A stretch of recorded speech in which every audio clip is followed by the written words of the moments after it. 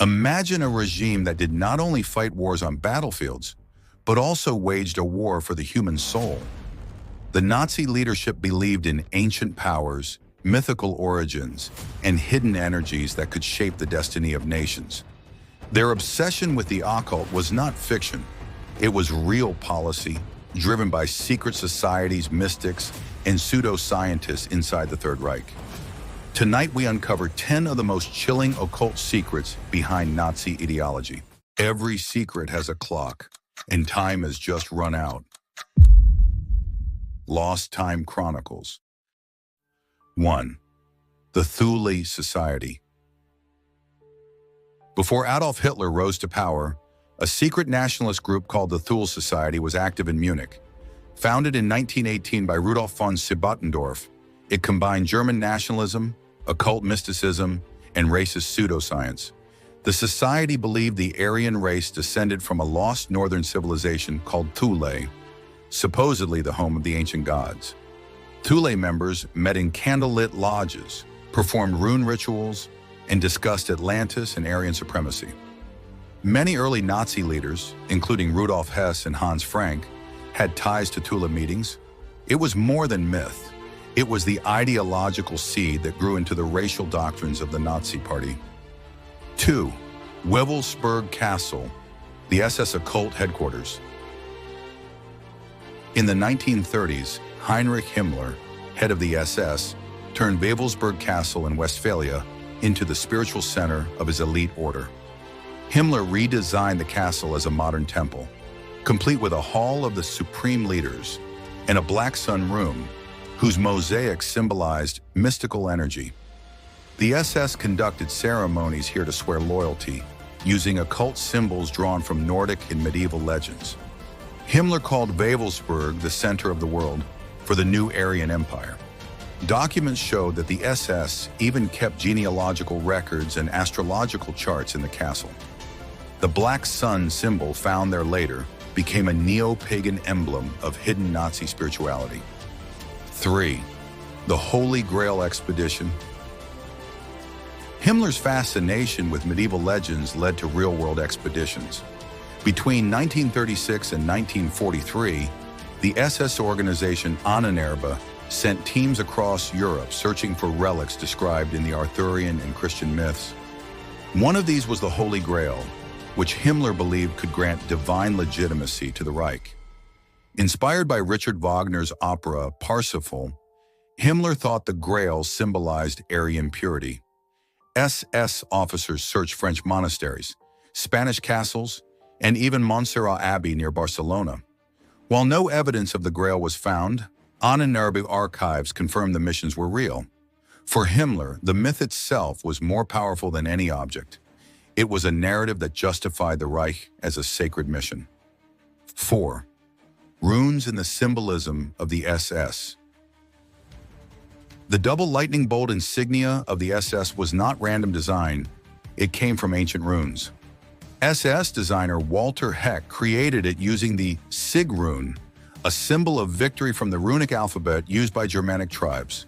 Himmler, obsessed with runic magic, believed these symbols carried mystical strength.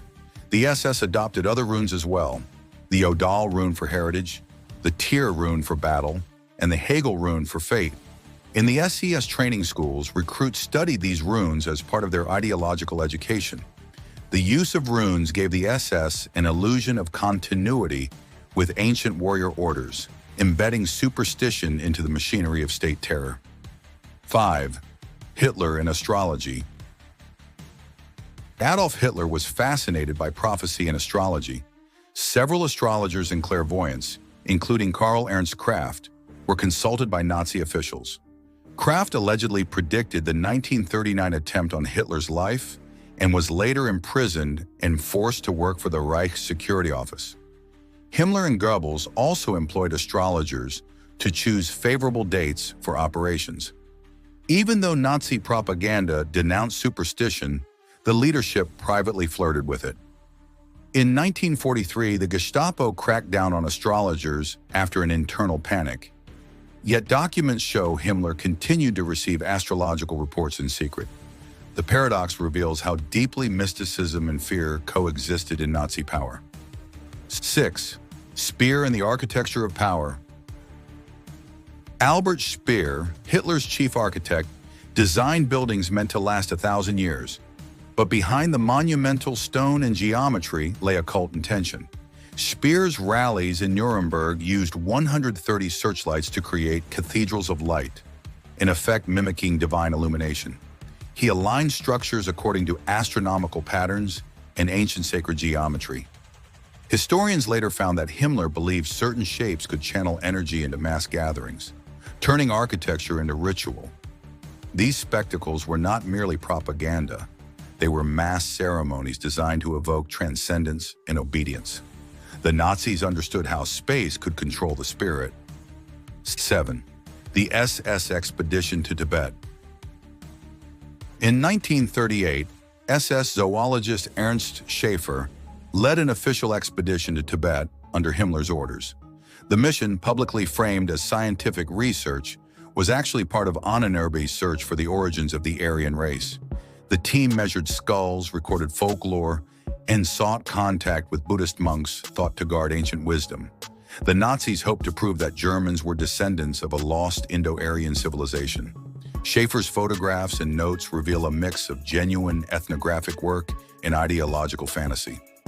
After the war, Schaefer denied the expedition's racial agenda, but his archives in Germany tell a different story, one of pseudo-science disguised as discovery. 8. Ahnenerbe, the Occult Science Division.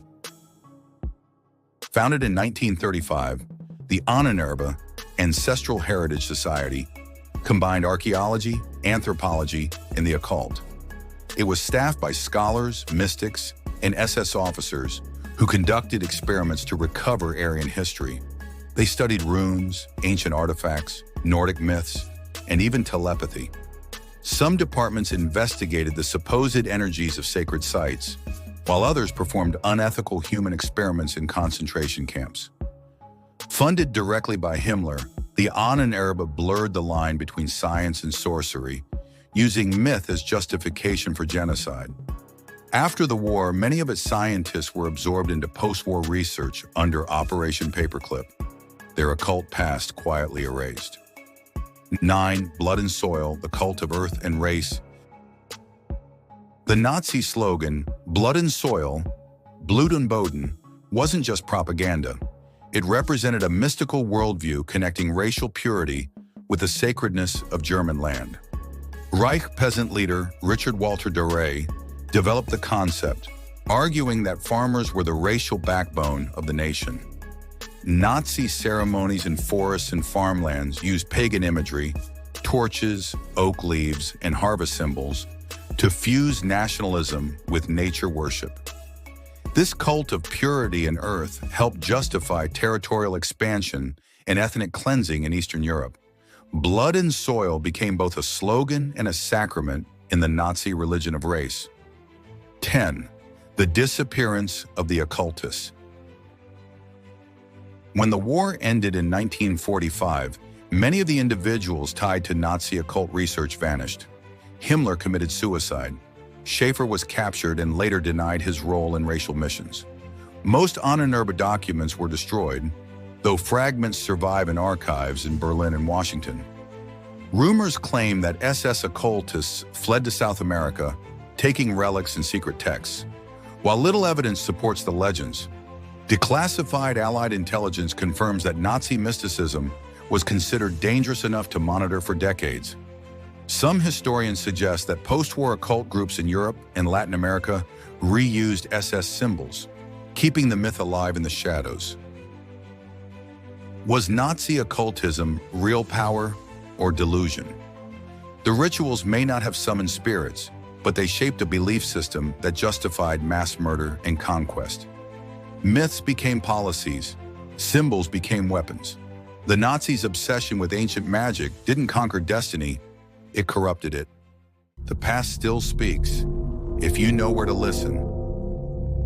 Subscribe and uncover the forgotten echoes of history before they fade again.